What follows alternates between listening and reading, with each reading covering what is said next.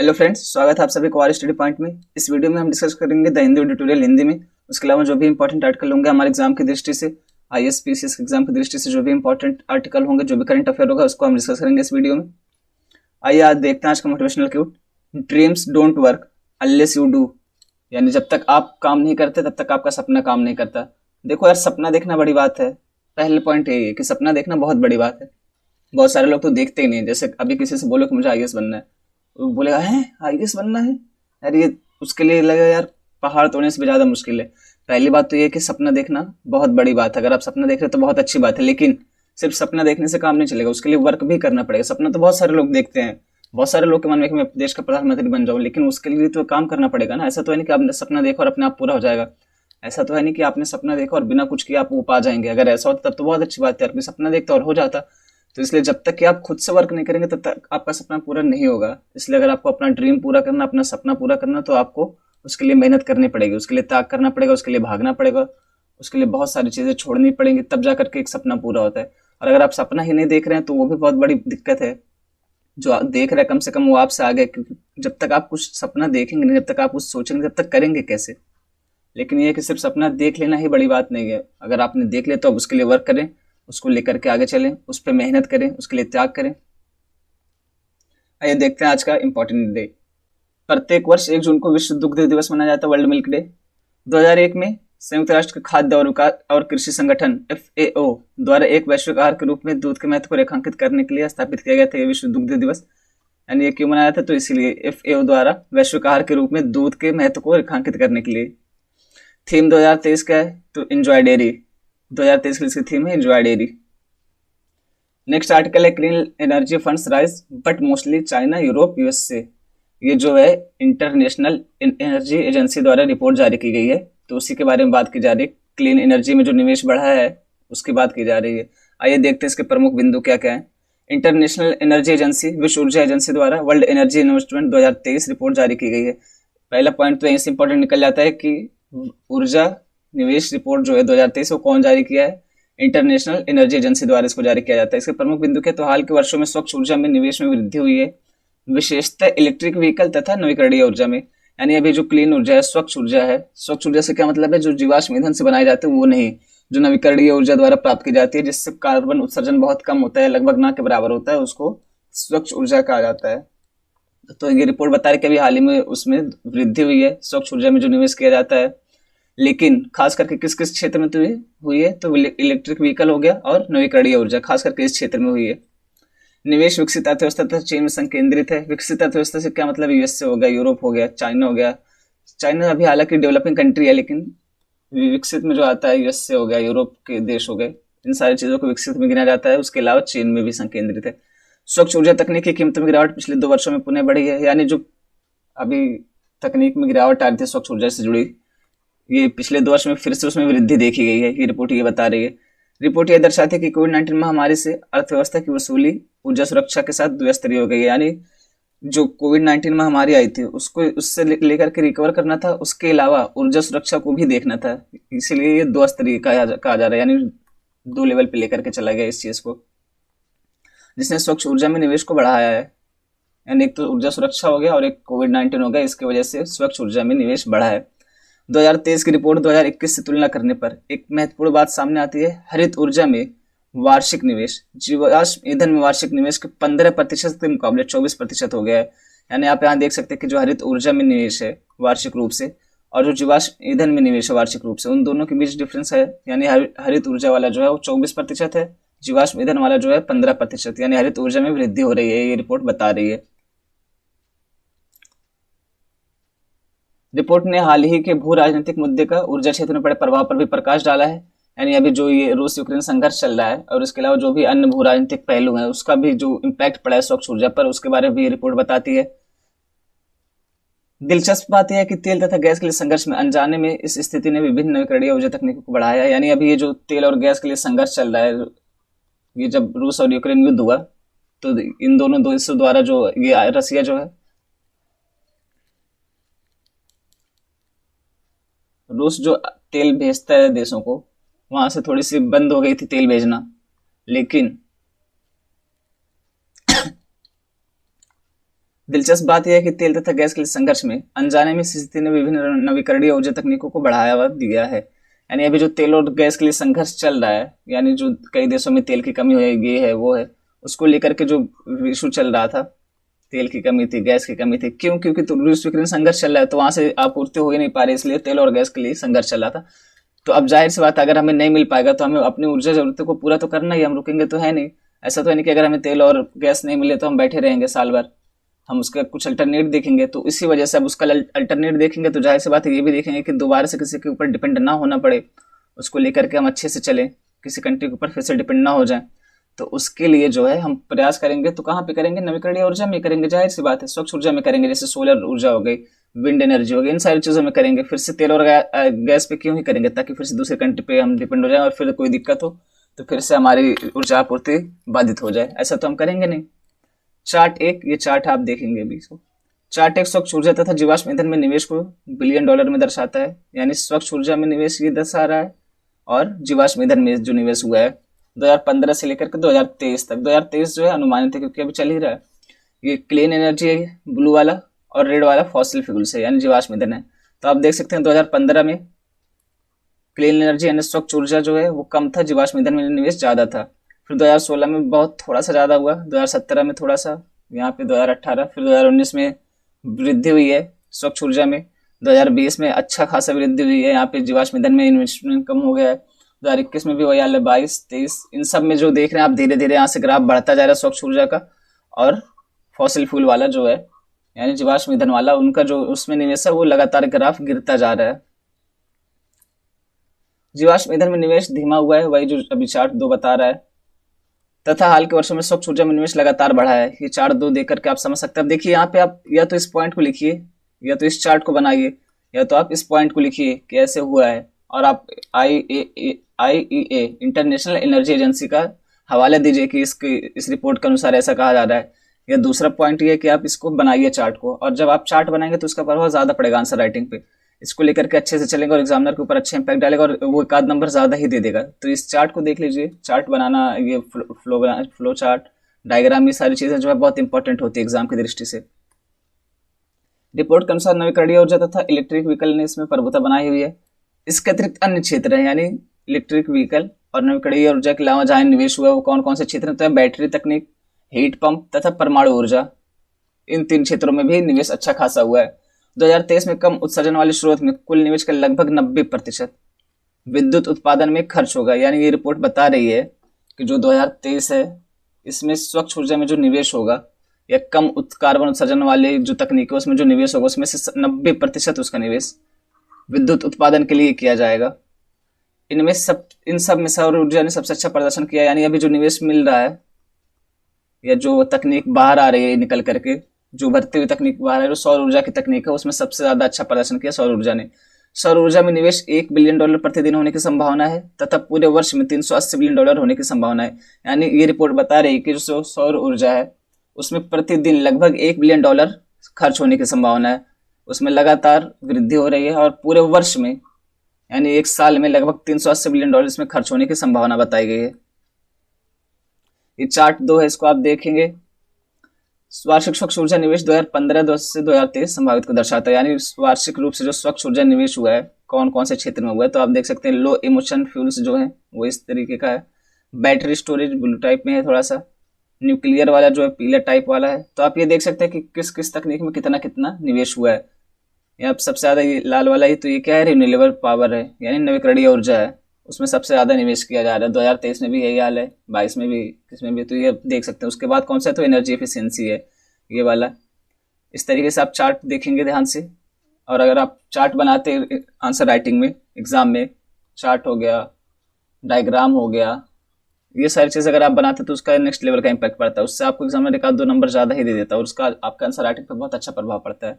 Report बताती है कि 2021 से स्वच्छ ऊर्जा में निवेश का 90% एडवांस अर्थव्यवस्था तथा चीन में संकेंद्रित है। ये पॉइंट हम लोगों ने भी डिस्कस किया था कि जो ये निवेश हो रहा है तो ये कौन से लोग कर रहे हैं? इसका 90%, लगभग 90% जो है एडवांस इकोनॉमी से मतलब वही विकसित देश जैसे यूएसए हो गया, यूरोप हो गया, उसके अलावा चीन, यानी चीन इसको भी अच्छे से लेकर के चल रहा है स्वच्छ ऊर्जा निवेश को भी। इन क्षेत्रों में निवेश ने शेष विश्व को संयुक्त रूप से मिलाकर पीछे छोड़ दिया है। यानी ये जो 90%, ये देख ही रहे हैं आप कि ये विकसित देश हो गया और चीन, ये लोग मिला करके 90% इसमें इन्वेस्ट कर रहे हैं, यानी बाकी का शेष विश्व जो है 10% मिला करके कर रहा है। तो जाहिर सी बात है कि इन लोगों ने जो है पूरे विश्व को पीछे छोड़ दिया है, मिला करके पूरा विश्व सिर्फ 10% कर रहा है और बाकी का 90% यही लोग कर रहे हैं, विकसित अर्थव्यवस्था तथा चीन मिल करके। पर इसके अलावा भी अन्य क्षेत्र हैं जिन्होंने इसमें निवेश किया है, जैसे कि भारत ने सौर ऊर्जा में अपना भारी निवेश जारी रखा है, ब्राजील ने नवीकरणीय ऊर्जा में भी अपना निवेश जारी रखा है। निवेशक पश्चिम एशिया में निवेश के लिए तैयार हैं, खास करके सऊदी अरेबिया, यूएई, ओमान आदि। यानी जो ये स्वच्छ ऊर्जा में निवेश करने के इच्छुक लोग हैं वो कहाँ का निवेश करने के लिए तैयार हैं, तो सऊदी अरेबिया, यूएई, ओमान आदि जगहों पे निवेश करने के लिए तैयार हैं। इसमें प्रमुख रुकावट या मुद्दे क्या क्या आ सकते हैं इस रिपोर्ट के अनुसार जो बताया गया है? उच्च ब्याज दर, अस्पष्ट नीतियां, बाजार तथा पूंजी निर्माण की अधिक लागत। यानी अगर जो स्वच्छ ऊर्जा में निवेश किया जा रहा है उसमें रुकावट क्या क्या आ सकती है? तो उच्च ब्याज दर हो गया, अस्पष्ट नीतियां हो गई, बाजार हो गया तथा पूंजी निर्माण की अधिक लागत। ये तीन चार चीजें हैं इस रिपोर्ट के हिसाब से जो स्वच्छ ऊर्जा में निवेश को बाधित कर सकती हैं। 4-3 कुछ चुने हुए देशों में स्वच्छ ऊर्जा में बढ़ते वार्षिक निवेश को 2019 से 2023 के लिए, यहाँ पे 2023 जो है वो भी संभावित है, के लिए दर्शाता है। तो कौन सबसे ज्यादा कर रहा है? चाइना सबसे ज्यादा कर रहा है, उसके बाद यूरोपियन यूनियन कर रहा है, यूनाइटेड स्टेट कर रहा है, जापान कर रहा है, उसके बाद इंडिया कर रहा है। यानी 5वें नंबर पे हम है, पहले नंबर पर जो है चाइना है, उसके बाद कौन है? अफ्रीका है, ब्राजील है, वेस्ट एशिया है, इंडोनेशिया है, रसिया है। रसिया तो काफी कम कर रहा है यार, ये हम लोग जो कितना कर रहे हैं तो आप यहाँ पे देख सकते हैं। हम इतना, ये चाइना जो है सबसे ज्यादा कर रहा है, 170 मिलियन से भी ज्यादा कर रहा है ये चाइना। लगातार मूल्य गिरावट के ट्रेंड के अलावा 2021-22 में स्वच्छ ऊर्जा तकनीक में कुछ मूल्य वृद्धि हुई है। यानी अब पहले जो है लगातार स्वच्छ ऊर्जा तकनीक के मूल्यों में कमी होती जा रही थी, यानी सस्ता होता जा रहा था स्वच्छ ऊर्जा से जुड़ा जो भी तकनीक है, लेकिन 2021-22 में इसमें फिर से जो है मूल्य में वृद्धि हो गई, यानी फिर से महंगी होगी तकनीकें, जो कि महत्वपूर्ण खनिज, अर्धचालक, स्टील तथा सीमेंट की लागत मूल्य में वृद्धि के कारण हुई है। तो ये वृद्धि क्यों हुई थी? तो वही यहाँ पे बताया जा रहा है कि जो 2021-22 में जो वृद्धि हुई है स्वच्छ ऊर्जा की तकनीकों में क्यों हुई है? तो महत्वपूर्ण खनिजों की हो गया, अर्धचालक हो गया, स्टील हो गया तथा सीमेंट, इनकी लागत में वृद्धि हुई, तो इस वजह से तकनीक में भी वृद्धि हो गई। चार चुने हुए तकनीकों के औसत मूल्य को दर्शाता है, जो कि प्रति किलोवाट घंटा को डॉलर तथा प्रति मेगावाट को डॉलर मिलियन में दर्शाता है। ये आप देख सकते हैं। सोलर पैनल्स की कीमत हो गई यहाँ पे, जैसा कि दिखाया जा रहा है, लगातार डिप हो रही थी 2019-20 तक, उसके बाद हल्का सा यहाँ पे ये फ्लैट हुआ है, लेकिन ये जो देखिए आप थोड़ा सा हल्का सा बढ़ा है, यहाँ पे भी थोड़ी सी वृद्धि दिखाई जा रही है। स्टोरेज बैटरीज है, ये इलेक्ट्रिक व्हीकल वाली बैटरीज है, यानी थोड़ा सा 2021-22 में आप देखेंगे कि मूल्य में वृद्धि हुई है। ये जान लेते हैं इंटरनेशनल एनर्जी एजेंसी के बारे में। अंतर्राष्ट्रीय ऊर्जा एजेंसी क्या है? तो स्थापना 1974 में हुई थी। 1973 का जो तेल संकट था विश्व का, उसके बाद इसकी स्थापना की गई थी, ताकि अब ऊर्जा के क्षेत्र में इस तरीके के संकट ना हो और नवीकरणीय ऊर्जा को लेकर के चला जा सके। यार जबान कभी कभी फंस जाती है करके। इसका मुख्यालय कहाँ है? पेरिस, फ्रांस में है। सदस्य 30 देश। नोट, इसका सदस्य बनने के लिए OECD का सदस्य होना कंपलसरी है। इस पॉइंट को याद रखेंगे। हो सकता है स्टेटमेंट में दे करके पूछ दे और हमें लगे नहीं ऐसा कैसे हो सकता है। तो अगर इसका सदस्य बनना है IEA का, इंटरनेशनल एनर्जी एजेंसी का, तो इसके लिए हमें OECD का सदस्य होना कंपलसरी है।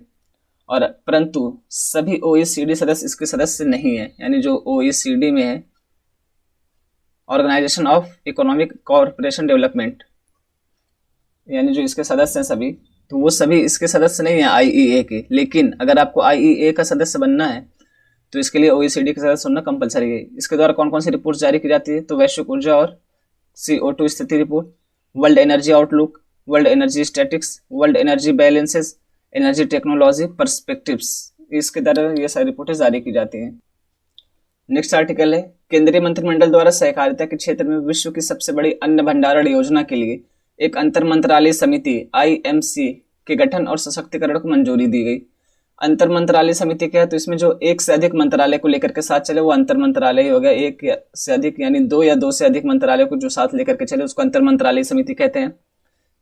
इसका गठन क्यों किया जा रहा है? तो यहाँ पे दिया गया, भारत के प्रधानमंत्री ने सहकारी समितियों की ताकत को सफल और जीवंत संस्थान बनाने में उपयोग करने के लिए प्रयास करने का आह्वान किया है। ये जो है यार सहकारी समितियां हमारे यहाँ काफी टाइम से चल रही हैं। आप लोग को पता होगा प्राचीन काल से सहकारी समितियां चलती हैं। तो उसको लेकर के जो उसकी ताकत है, उसका जो है अंदेशा लगाने के लिए, उसको अच्छा और अच्छे लेवल पे लेकर के चलने के लिए, उसके बारे में जानकारी इकट्ठे करने के लिए, उसको देश के आगे लाने के लिए, उसको उभार करके सामने लाने के लिए, उसमें निवेश करने के लिए, इन सारी चीज़ों को लेकर के ये किया जा रहा है। क्योंकि सहकारिता के क्षेत्र में विश्व की सबसे बड़ी अन्न भंडारण योजना लेकर के चले जा रहे हैं, यानी अभी तक जो दुनिया में है उससे भी ज़्यादा आगे लेकर के हम इसको चलेंगे, नेक्स्ट लेवल पर लेकर के चलेंगे। तो उसी बारे में बात की जा रही है। देश में लगभग 1 लाख प्राथमिक कृषि क्रेडिट समितियां पैक्स हैं। ये क्या होती हैं? PACAC पैक्स, इसको बोलते हैं प्राइमरी एग्रीकल्चर क्रेडिट सोसाइटीज, यानी एक खास रूप से विशेषता ये जो है कृषि के क्षेत्र में निवेश करती हैं, उसमें ऋण देती हैं, इसी को PACS कहा गया है। ये लगभग 1 लाख है देश में हमारे, जिनके सदस्य देश के 13 करोड़ से भी अधिक किसान हैं। यानी ये 1 लाख जो समिति है PACS है, इसमें 13 करोड़ से भी अधिक किसान शामिल हैं। भारतीय अर्थव्यवस्था के कृषि और ग्रामीण परिदृश्य को जमीनी स्तर पर बदलने और उनकी जमीनी स्तर तक गहरी पहुंच का लाभ लेने के लिए पैक्स का स्तर पर विकेंद्रीकृत भंडार क्षमता के साथ साथ अन्य कृषि इंफ्रास्ट्रक्चर निर्माण के लिए पहल की गई है। यानी विकेंद्रीकृत सोच लेकर के चलेंगे, इसके तहत इंफ्रास्ट्रक्चर निर्माण करेंगे, यही सारे पॉइंट हैं, इसको लेकर के चला जा रहा है इसमें अन्न भंडारण योजना में, विश्व की जो सबसे बड़ी सहकारिता के क्षेत्र में। इसके प्रमुख बिंदु देख लेते हैं। केंद्रीय मंत्रिमंडल ने प्रधानमंत्री श्री नरेंद्र मोदी की अध्यक्षता में कृषि और किसान कल्याण मंत्रालय, उपभोक्ता मामले और खाद्य सार्वजनिक वितरण मंत्रालय तथा खाद्य प्रसंस्करण उद्योग मंत्रालय की विभिन्न योजनाओं के मेल से सहकारिता के क्षेत्र में विश्व की सबसे बड़ी अन्न भंडारण योजना के लिए एक अंतर मंत्रालय समिति के गठन और सशक्तिकरण को मंजूरी प्रदान की। इसके अध्यक्ष कौन होंगे? तो इसके अध्यक्ष प्रधानमंत्री नरेंद्र मोदी जी। इसमें कौन कौन से मंत्रालय कार्य कर रहे हैं? तो कृषि एवं किसान कल्याण मंत्रालय, जाहिर सी बात है, उपभोक्ता मामले, खाद्य और सार्वजनिक वितरण मंत्रालय तथा खाद्य प्रसंस्करण उद्योग मंत्रालय की विभिन्न परियोजनाओं को, यानी 3 मंत्रालय इसमें है। कृषि मंत्रालय हो गया, उपभोक्ता मामला वाला हो गया, और ये फूड प्रोसेसिंग इंडस्ट्री जो है उससे रिलेटेड जो मंत्रालय है, खाद्य प्रसंस्करण उद्योग मंत्रालय। ये 3 मंत्रालय इसमें मिलकर के काम कर रहे हैं। योजना को एक रूपता तथा सुचारू रूप से चलाने के सहकारिता मंत्रालय देश के विभिन्न राज्यों संग्रह क्षेत्र में कम से कम 10 चुने हुए जिले में, यानी अभी शुरू में कितना लेके चला जाएगा? तो 10 जिलों को, जिसमें पायलट प्रोजेक्ट के रूप में लेकर के इसको चला जाएगा। आइए देखते हैं इसका कार्यान्वयन। इसका कार्यान्वयन जो है सहकारिता मंत्री जो है अमित शाह जी, इनकी अध्यक्षता में गठित समिति होगी, जो वो भी अंतर मंत्रालय समिति होगी, यानी तीनों मंत्रालय को लेकर के साथ में चलेगी। वह इसकी देखभाल करेगी कि इसमें गोदाम निर्माण हो गया या अन्य इंफ्रास्ट्रक्चर निर्माण हो गया, और इसमें जो है संशोधन हो गया तो वो कैसे लेकर के चलना है, यानी श्री अमित शाह जी इसको देखेंगे। वो मंत्री जो अंतर मंत्रालय समिति होगी उसकी अध्यक्षता वही करेंगे, वही इस चीज़ को क्रियान्वयन करेगी और वही देखेगी कि इसमें क्या संशोधन किया जा सकता है, इसका गोदाम निर्माण है या अन्य इंफ्रास्ट्रक्चर जो है वो कैसे लेकर के चलना है इसको। इस योजना को संबंधित मंत्रालयों की चिन्हित योजनाओं के तहत उपलब्ध कराए गए परिव्यय का उपयोग कर कार्यान्वित किया जाएगा। यानी इस योजना को जो है संबंधित मंत्रालय, यानी वही 3 मंत्रालय जो हैं अपने पास, कृषि और किसान कल्याण मंत्रालय, खाद्य प्रसंस्करण उद्योग मंत्रालय और उपभोक्ता मामले और खाद्य और सार्वजनिक वितरण मंत्रालय, इन तीनों मंत्रालयों को लेकर के चला जाएगा। इसमें चिन्हित योजनाओं के तहत उपलब्ध कराया गया परिव्यय, यानी इसके तहत कुछ योजनाएं हैं जिसको पॉइंट आउट करेंगे, उसी के तहत जो व्यय दिया गया था इनको, जो खर्च किया गया था उसके तहत उसी को उपयोग करके कार्यान्वित किया जाएगा इस योजना को। इस योजना के तहत कन्वर्जेंस के लिए निम्नलिखित योजनाएं चिन्हित की गई हैं, यानी इन्हीं जो नीचे योजनाएं लिखी गई हैं इनके ऊपर जो खर्च किया जाता था इन्हीं में से लेकर के इसको चला जाएगा आगे। तो इसमें कौन कौन सी योजनाएं शामिल हैं देखते हैं। पहले कृषि और किसान कल्याण मंत्रालय की कौन कौन सी योजनाएं शामिल हैं, तो वह कृषि और संरचना कोष AIF, कृषि विपणन और संरचना कोष AMI, एकीकृत बागवानी विकास मिशन, कृषि यांत्रिकरण पर उप मिशन, ये कृषि मंत्रालय की जो है कृषि एवं किसान कल्याण मंत्रालय की ये 4 योजनाओं को शामिल किया गया इसमें, यानी इनके ऊपर जो खर्च किया जाता था उसको लेकर उसी से इस योजना को लेकर के आगे चला जाएगा। दूसरा है खाद्य प्रसंस्करण और उद्योग मंत्रालय, प्रधानमंत्री सूक्ष्म खाद्य उन्नयन योजना, प्रधानमंत्री किसान संपदा योजना, ये 2 योजनाएं इस मंत्रालय की हो गई।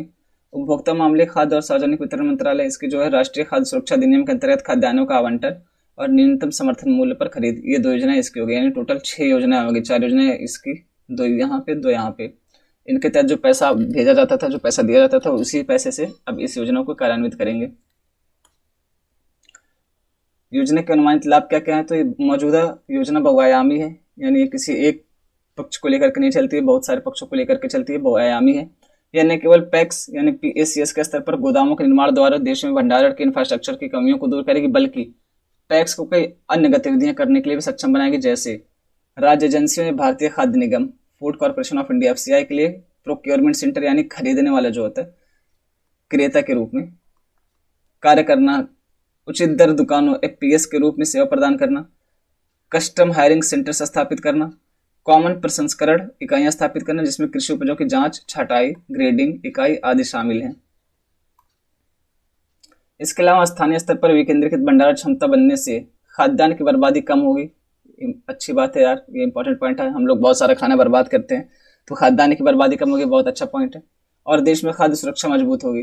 किसानों को विभिन्न विकल्प प्रदान करने, फसलों की बहुत कम मूल्य पर आकस्मिक बिक्री रुकेगी और किसानों को अपनी उपज का बेहतर मूल्य प्राप्त होगा।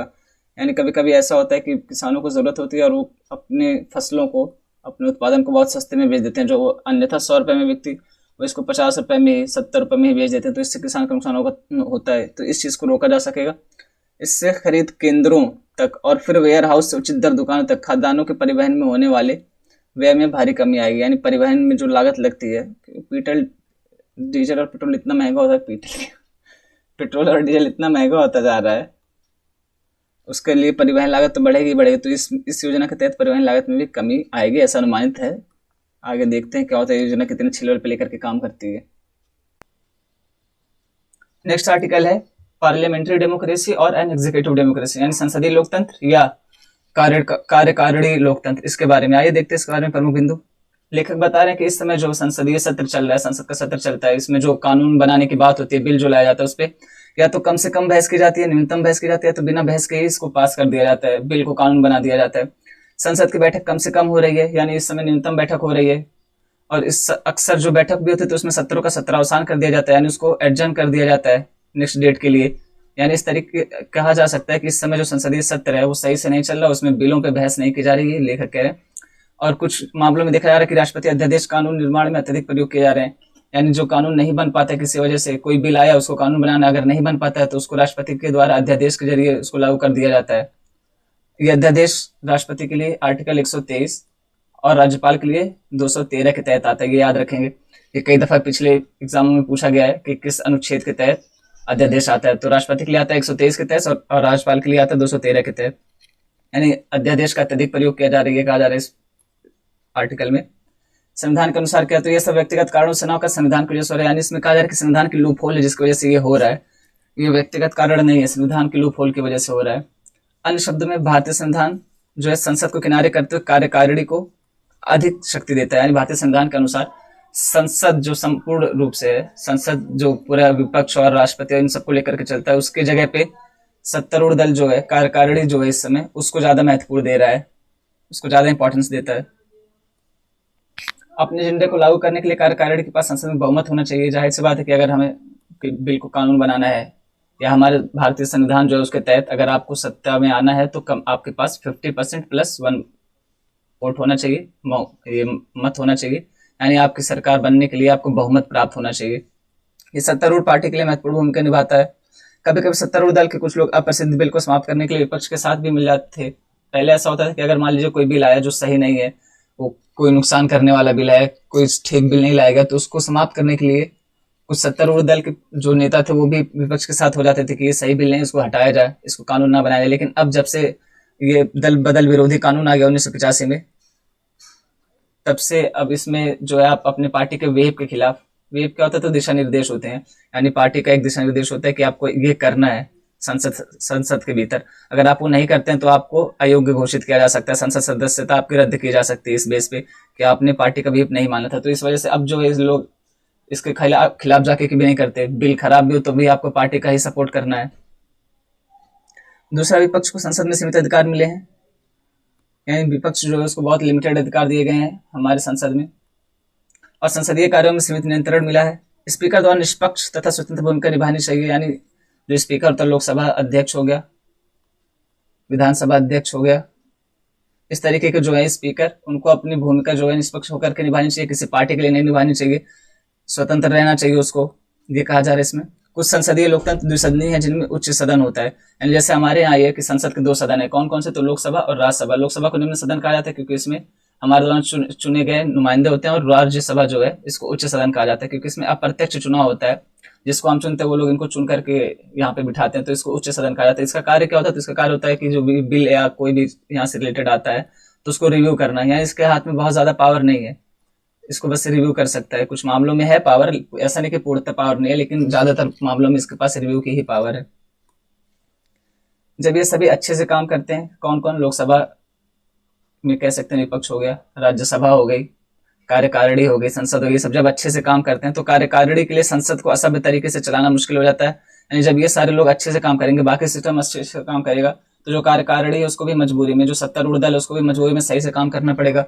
वो मनमानी नहीं कर सकती, असभ्य तरीके से संसद को लेकर नहीं चल सकती, अन्यथा उसको जनता को जवाब देना पड़ेगा और विपक्ष को भी जवाब देना पड़ेगा। जब वो सवाल पूछेगी तो इससे उसकी सच्चाई निकल कर सामने आ गई और आने वाले चुनाव में उसको सत्ता से बाहर कर दिया जाएगा। इसलिए अगर ये सारे अच्छे से काम करते हैं तो कार्यकारिणी भी अच्छे से काम करेगी, सत्तारूढ़ दल भी अच्छे से काम करेगा। हालांकि भारत में इनमें से प्रत्येक सुविधा रही है, परंतु पिछले कुछ समय में इसमें कमी आई है।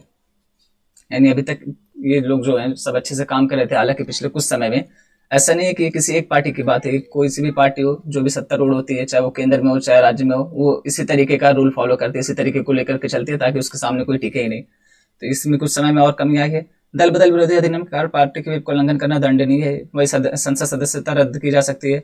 हाल के समय में देखा गया कि यह अधिनियम जिस लिए लाया गया था उसको रोकने में विफल हो गया। यह अधिनियम इसलिए लाया गया था कि जो संसद सदस्य की खरीद फरोख्त होती है, एमएलए हो गए, एमपी हो गए, इनकी जो खरीद फरोख्त होती है, यानी इनको हॉर्स ट्रेडिंग कहते हैं, उसको रोका जा सके। हालांकि ये जो है अभी पूरी तरह तो नहीं कह सकते, लेकिन फिर भी बहुत हद तक ये विफल हो गया, क्योंकि अभी आप लोगों ने देखा होगा एक नाथ शिंदे वाला केस महाराष्ट्र का जो था, इस तरीके से कई सारे केस आते हैं जो संसद की खरीद फरोख्त से जुड़े होते हैं। इसी को रोकने के लिए लाया गया था। इसकी जगह ये कई चीजों में जो है स्वतंत्रता का हनन करता है एमपी एमएलए का। इस अधिनियम ने पार्टी नेतृत्व को बढ़ावा दिया। अब जाहिर सी बात है कि पार्टी के वेब का आप उल्लंघन नहीं कर सकते, अगर आप करेंगे तो संसद सदस्यता आपकी रद्द की जा सकती है। तो पार्टी का नियंत्रण इस पर बढ़ा दिया, व्यक्तिगत जो अधिकार है उसको कम करके पार्टी का नियंत्रण बढ़ा दिया। पार्टी के भीतर असहमति बहुत मुश्किल है, जबकि इसकी कीमत संसद अयोग्यता है। भाई कि अगर आप पार्टी के भीतर तो वो जो कह रही है उसके वेब का उल्लंघन नहीं कर सकते, अन्यथा आपको संसद सदस्यता रद्द कर दी जाएगी और आप संसद के योग्य नहीं रह जाएंगे। यही कहा जा रहा है इस पॉइंट में। अपनी स्थापना से भारतीय संविधान ने विपक्ष के लिए कोई विशेष स्थान नहीं बनाया है। यानी जब से भारतीय संविधान चल रहा है, भारतीय संसद चल रहा है, तब से इसमें विपक्ष के लिए कोई विशेष स्थान नहीं। इसमें मतलब अधिक ध्यान जो दिया जा रहा है वो सत्तारूढ़ दल पर ही दिया जा रहा है, विपक्ष पर अधिक ध्यान नहीं दिया जाता रहा है। हालांकि एक मजबूत विपक्ष होना अच्छे लोकतंत्र के लिए बहुत अच्छा माना जाता है। यानी हेल्दी लोकतंत्र के लिए एक मजबूत विपक्ष कंपलसरी है, उसके बिना नहीं चल सकता है। संसद की कार्यवाही पूर्णतः कार्यकारिणी के हाथों में है। जाहिर सी बात है कि जो सत्तारूढ़ दल है उसी के हाथ में संसद की कार्यवाही, कब उसको सत्र बुलाना है, कब समाप्त करना है, कब एडजर्न करना है, ये सब वही डिसाइड करती है। हालांकि कहने के लिए तो राष्ट्रपति डिसाइड करते हैं, लेकिन ये जो है मंत्रिमंडल के निर्णय होता है, उसी की सिफारिश के बेस पर राष्ट्रपति डिसाइड करते हैं, जिसमें वास्तव में संविधान का कोई नियंत्रण नहीं कि वो कैसे इसको लागू करते हैं। हमारे अध्यक्ष स्वतंत्र नहीं है, क्योंकि अभी भी हमारे यहाँ जो अध्यक्ष चुन लिया जाता है, चाहे लोकसभा का हो गया, चाहे राज्यसभा का, वो राज्यसभापति हो गया, उसके अलावा विधानसभा का जो अध्यक्ष होता है, ये सब चुन लिए जाने के बाद भी अपने पार्टी से इस्तीफा नहीं देते हैं। जबकि कुछ विकसित कंट्री ऐसी है जैसे यूएसए में होगा कि वहां पे अगर आप स्पीकर चुन लिए गए तो आपको अपनी पार्टी से जो है इस्तीफा देना पड़ेगा, आप अपनी पार्टी की सदस्यता आपको छोड़नी पड़ेगी, जबकि हमारे यहाँ ऐसा नहीं है। उच्च सदन की भूमिका क्या है, तो उच्च सदन की भूमिका को काट दिया जाता है। इसकी भूमिका वही सिर्फ पुनर्विचार तक ही सीमित है। कुछ मामलों में है इसकी भूमिका, लेकिन ज्यादातर मामलों में इसकी भूमिका पुनर्विचार तक ही सीमित है। इसकी भूमिका को काट दिया जाता है। इसका कहने का मतलब यह है कि इसको बाईपास कर दिया जाता है, न सिर्फ स्पीकर द्वारा बिलों को गलत करके, बल्कि अध्यादेश के द्वारा भी। यानी बिल हो गया, जैसे आधार बिल था, उसको मनी बिल बना के पास कर दिया गया। अब मनी बिल में राज्यसभा के पास कोई शक्ति नहीं, बस वो 15 दिन तक इसको रोक सकती है। उसके बाद चाहे वो लौटाए चाहे ना लौटाए, चाहे उस पर संशोधन करे चाहे ना करे, ये पूर्णतः लोकसभा के ऊपर है कि उसको पास माना जाएगा। ये पूर्णतः लोकसभा डिसाइड करे कि उसका क्या करना है। तो इस तरीके से बिल को गलत श्रेणी में डाल दिया जाता है, उसको मनी बिल बना दिया जाता है। और कुछ मामलों में अध्यादेश लाया जाता है। अध्यादेश में भी राज्यसभा मौन है, वहां पे ज्यादातर शक्ति लोकसभा को दी गई है। इन सबको एक साथ देखने पर पता चलता है कि कार्यकारिणी पर नियंत्रण का एकमात्र तरीका मतदाताओं द्वारा सत्तारूढ़ दल को उखाड़ फेंकना है। यानी यहाँ पर राइटर कह रहे हैं कि अगर कार्यकारिणी पर नियंत्रण रखना है तो उसका सबसे बेहतरीन तरीका है कि वोटर्स जो हैं, मतदाता जो है, वो इस पर नियंत्रण रखें, डायरेक्ट नियंत्रण। यानी वो अगर सत्तारूढ़ दल ठीक से काम नहीं कर रहा तो उसको सत्ता से बाहर फेंक दें और उसको मजबूर करें कि वो गठबंधन में रहे। गठबंधन में होता क्या है, इसमें कई सारे लोग होते हैं, तो ये बहुत सारे पक्षों को लेकर के चलते हैं। और अगर कोई नियम बनाना है, कोई कानून बनाना है, कोई फैसला लेना है, तो सबकी सहमति होनी चाहिए। अगर नहीं होगी तो जाहिर सी बात है सरकार गिरने का खतरा रहेगा, तो सबको मना के लेके चलेंगे। हालांकि इससे अस्थिरता बढ़ सकती है गठबंधन की, जो लेखक बता रहे हैं इसका पॉइंट ये है कि अस्थिरता इससे बढ़ सकती है, सरकार जल्दी जल्दी गिर सकती है, तो ये उतना सही नहीं मान सकते। हालांकि लेखक कह रहे हैं कि इसको गठबंधन में लेकर चलना चाहिए। इस तरह गठबंधन का पार्टियां कार्यकारिणी को नियंत्रित तरीके से लेकर चलेंगी। नेक्स्ट आर्टिकल है biodiversity is us and we are biodiversity. देखते हैं इसका प्रमुख बिंदु जैव विविधता के बारे में। जैव विविधता से मिलने वाले कुछ प्रमुख लाभ: हमारे खाने की जरूरत, शेल्टर, दवाएं, मानसिक स्वास्थ्य, आध्यात्मिकता, इसके अलावा पर्यटन हो गया, इको पर्यटन हो गया। इन सारी चीजों में भी जैव विविधता का बहुत बड़ा योगदान है और हमारे जीवन को बनाए रखने में, पर्यावरण को बनाए रखने में इसमें भी जैव विविधता का बहुत बड़ा योगदान है, उसके बिना नहीं चल सकता है। पर्यावरण में लगातार गिरावट से निपटने के लिए हमें प्रकृति आधारित हल पर निर्भर रहना चाहिए। यानी जो पर्यावरण में गिरावट हो रही है, इसमें जलवायु परिवर्तन हो गया, कार्बन उत्सर्जन हो गया, ग्लोबल वार्मिंग, ये जो है, ये सारी चीजों से निपटने के लिए हमें प्रकृति आधारित सोल्यूशन जो है उस पर निर्भर रहना चाहिए।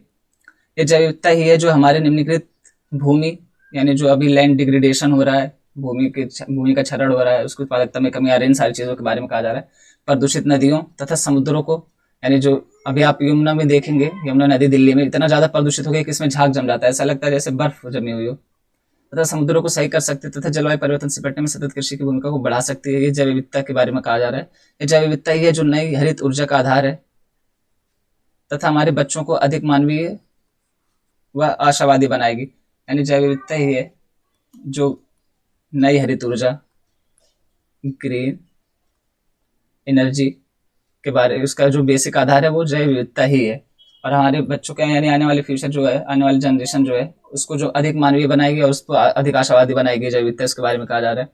इन सबके बावजूद हमने पृथ्वी पर जीवन के लिए बहुत ही कम प्रयास किए हैं। आप देख ही रहे होंगे कि हम लोग ज्यादातर डेवलपमेंट पे ध्यान देते हैं, उसके आगे हम जैव विविधता, पर्यावरण, इन सारी चीजों पर ध्यान नहीं देते। हालांकि अब हाल के वर्षों में इस पर ज्यादा ध्यान दिया जाने लगा है। इसमें सतत विकास की बात की जाती है, जिसमें पर्यावरण तथा विकास दोनों को साथ लेकर चलने की बात की जा रही है। लेकिन इसके पहले ज्यादातर हम लोग डेवलपमेंट पे ध्यान देते थे, विकास पे ध्यान देते थे, पर्यावरण तथा जैव विविधता जैसी चीजों को दरकिनार कर देते थे। और अब उसका नतीजा ये हो रहा है कि बहुत सारी प्रजातियां विलुप्त हो चुकी हैं, बहुत सारी होने की कगार पे हैं। उसका नतीजा हमारे भी जीवन पे आ रहा है।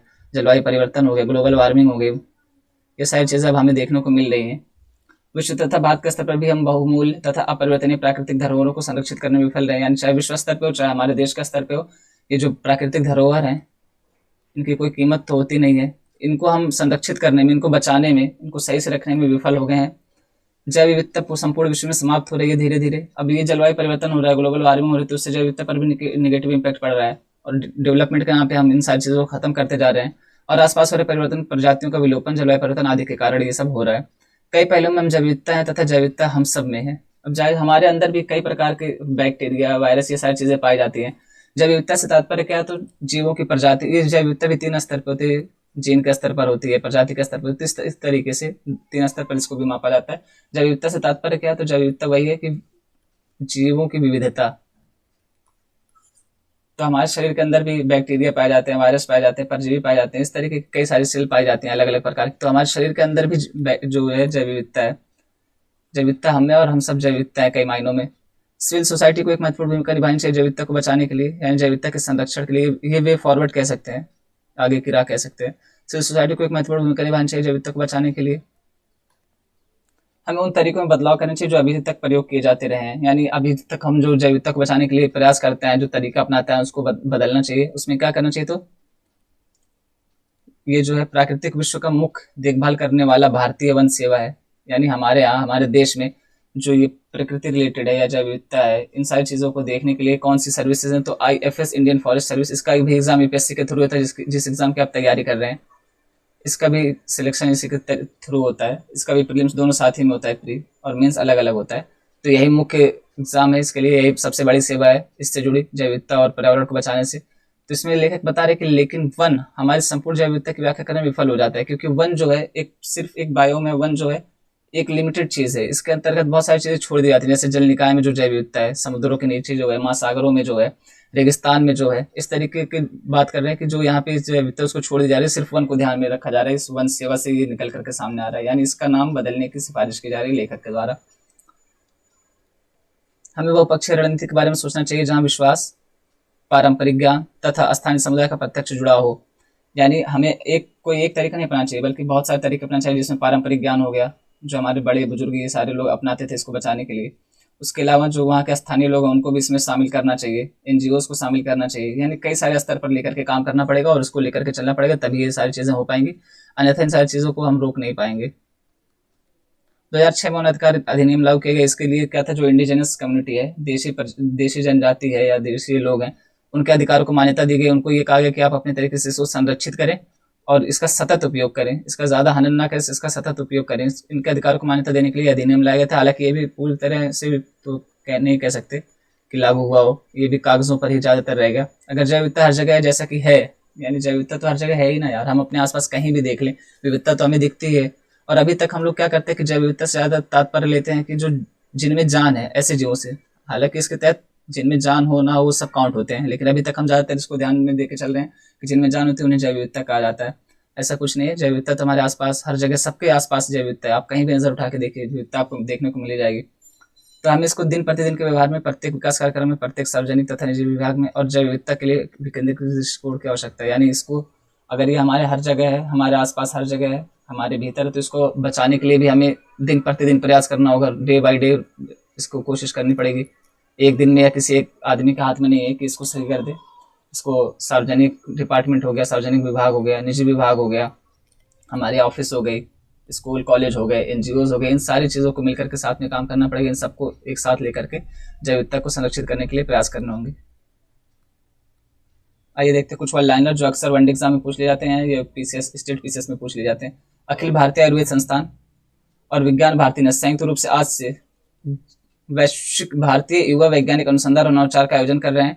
ये कहाँ पे कर रहे हैं, तो नई दिल्ली में होगा।